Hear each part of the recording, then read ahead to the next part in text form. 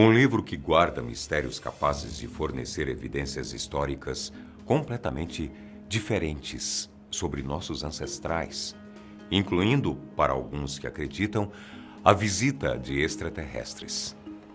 O livro de Enoque traz informações impressionantes e contestadas, mas e se for verdade? Deixe logo o seu like e, se for novo por aqui, se inscreva. Eu sou o Boco e seja bem-vindo ao canal Fatos Desconhecidos.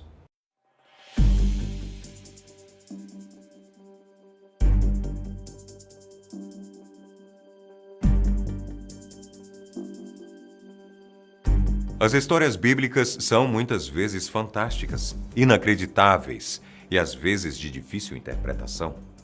Dos textos bíblicos apócrifos ou suspeitos, há poucos mais enigmáticos e fascinantes do que o livro de Enoque. Este livro é um dos vários pseudo-epígrafos ou obras falsamente atribuídas que se atribuem a Enoque, que foi o pai de Matusalém e avô de Noé. Enoque é também uma das duas pessoas na Bíblia levadas ao céu sem morrer. A outra seria Elias, para algumas interpretações da Bíblia. Mais corriqueiramente, o termo livro de Enoque refere-se à primeira epístola de Enoque, que é existente apenas no idioma etíope. O personagem teria sido levado em uma carruagem de fogo antes das grandes inundações pelo arcanjo Miguel, que alguns interpretaram como sendo extraterrestres. Carruagem de fogo, levada por anjo. Será que Enoque teria feito parte do primeiro relato de abdução que se tem notícia? Uma das hipóteses.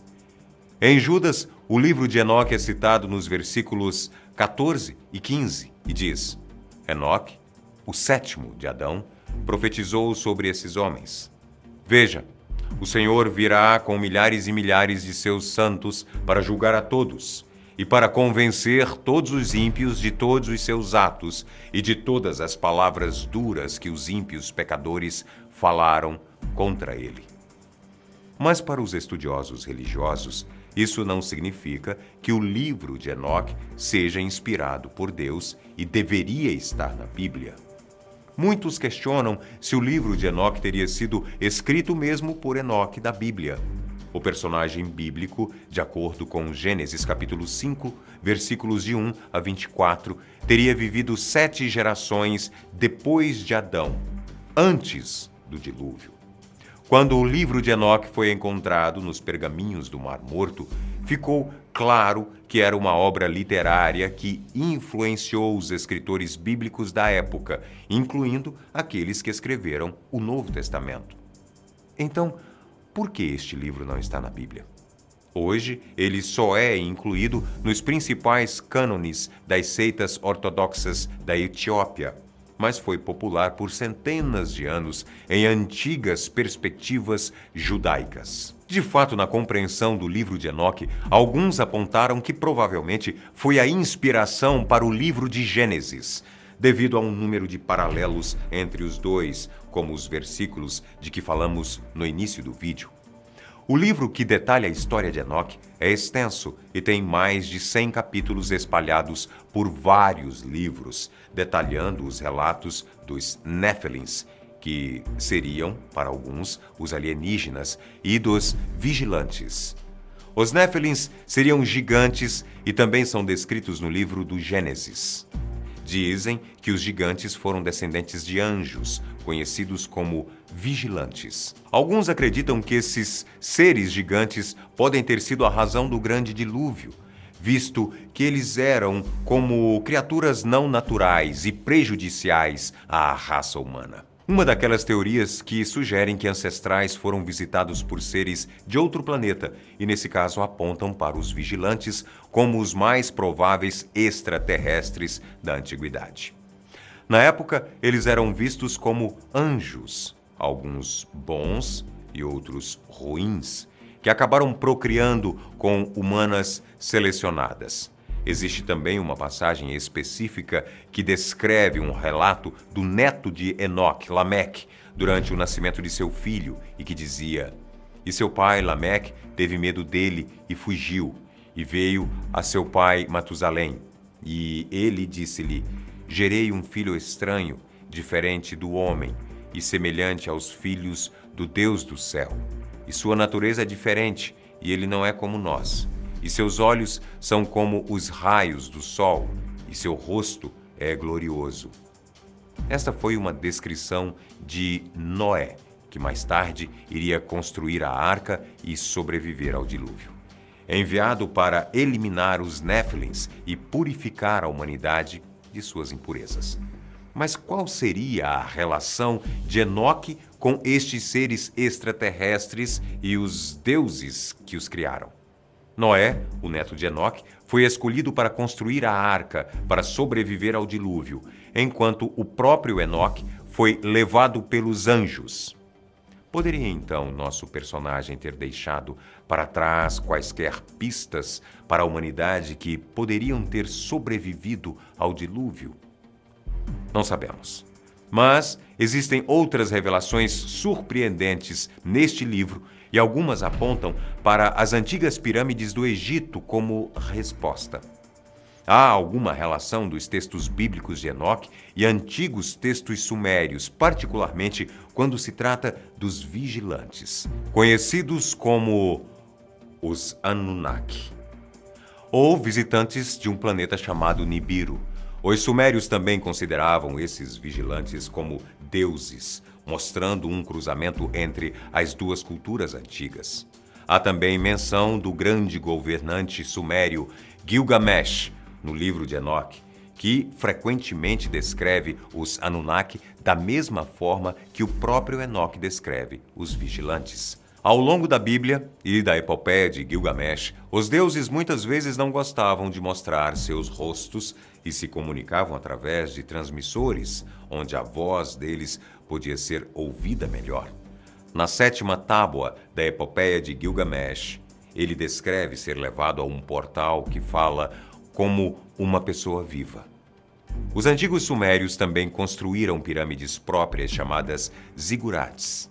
Estes zigurates foram locais de proteção durante as inundações e também foram cobertos como tronos para seus deuses. Erich von Däniken, um arqueólogo suíço, diz acreditar que as pirâmides egípcias poderiam também ter sido construídas para um propósito similar, protegendo algo do grande fluxo de textos bíblicos.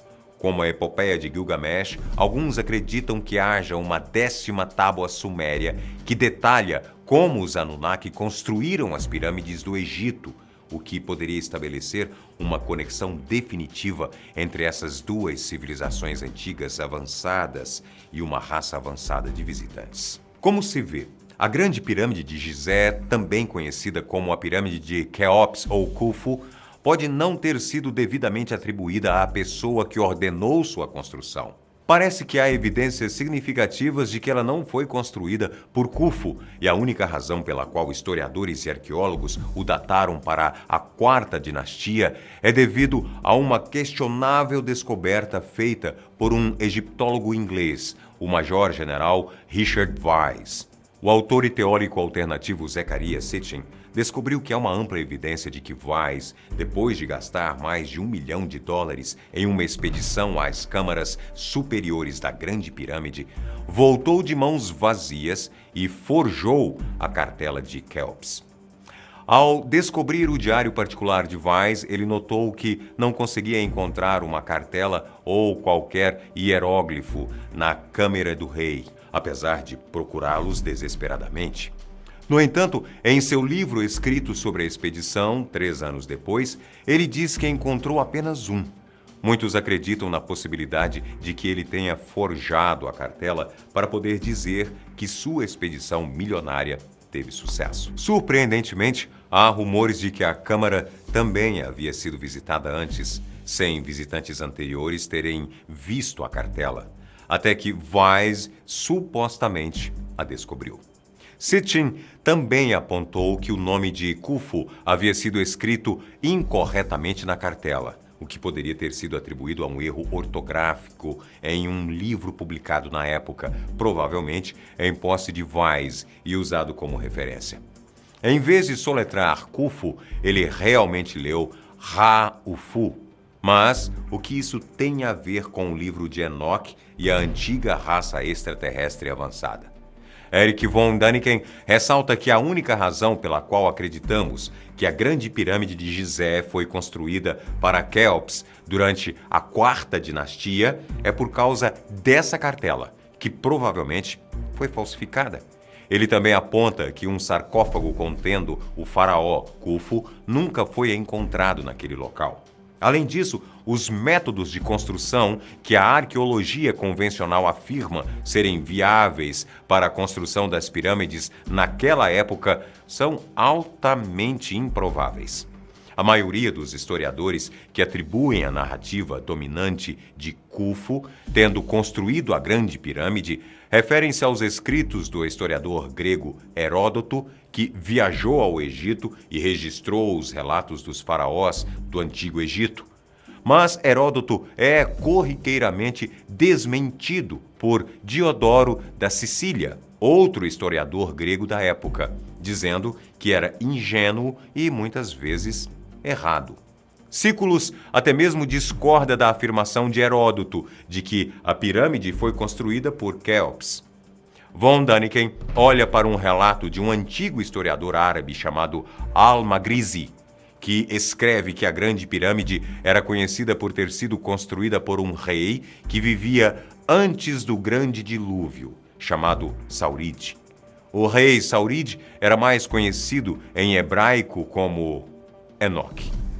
Von Däniken diz acreditar que, em preparação para a grande inundação, Enoque construiu as pirâmides para proteger os textos bíblicos para as gerações futuras descobrirem tudo o que aconteceu ali. Ele diz que a construção das pirâmides foi graças à tecnologia dos seres avançados com quem Enoque estava em contato e com quem mais tarde ele partiu da Terra. Quer concordemos ou não com essa teoria, é difícil explicar o nível de precisão com o qual a Grande Pirâmide de Gizé foi construída, usando os meios primitivos das civilizações conhecidas naquela época.